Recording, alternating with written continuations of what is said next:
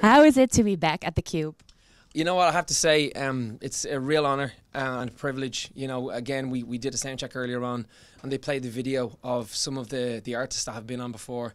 It's a massive thing for us to come back again. We played it once, but to, you know, come back and be asked to play it twice again, like I said, it's a massive honour, and we can't wait because we get to play the single live in front of an audience. It's going to be the biggest audience that we've played the new single in front of, full band and with all the bells and all the whistles. So I'm really looking forward to it.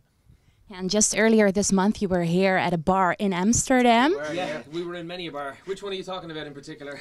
Well, the one at the Leidseplein now. Right, yeah. So you were performing there, and it's also a small venue. How is it to play in such a small venue? It's cool, you know. The ideas we had for this was to play small venues because we got so used to playing big ones, and a lot of fans really like to see the more intimate shows. So for us, it creates more excitement, and you know, we've also got Ziggo Dome and things like that to come. So for us, it just gets that scratches that itch that we have to go back to playing pubs again and have a little bit of fun and bring music back down to the very basic level.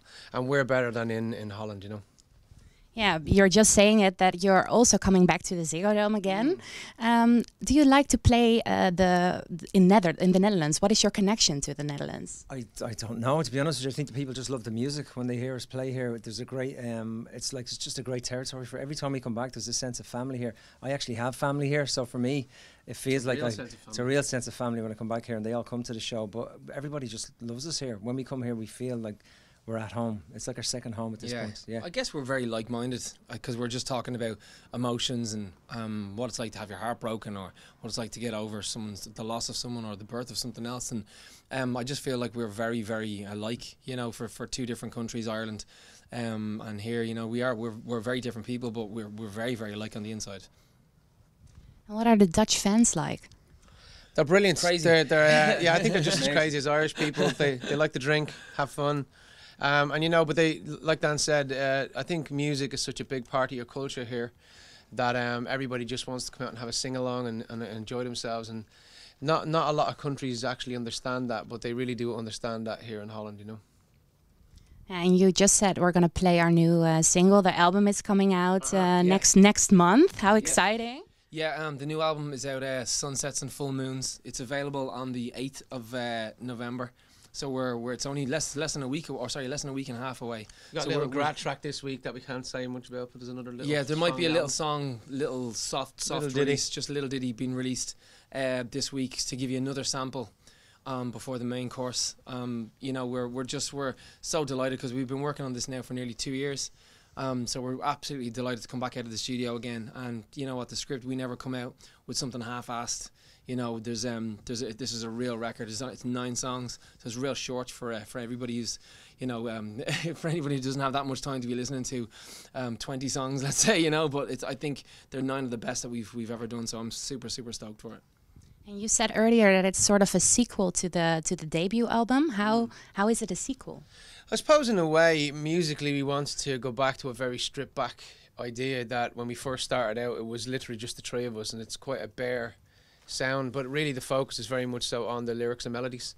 And I suppose it's about that human condition again, back to what the first and second album are very much so talking about. So I think it's probably us just in our mind frame. I think it does definitely feel like our sound has moved on, but I think topically and lyrically we've kind of taken it back to those topics a bit more.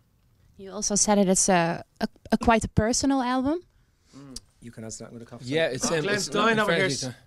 He just gets choked up on the emotions sometimes. Kiss of life. No, but do you know what? I'd say the similarities and why it would be either a prequel or a sequel is the weird surroundings that were going on around the album. I lost my father and Mark lost his mother during that first album, and it was incredibly difficult to make music at that time.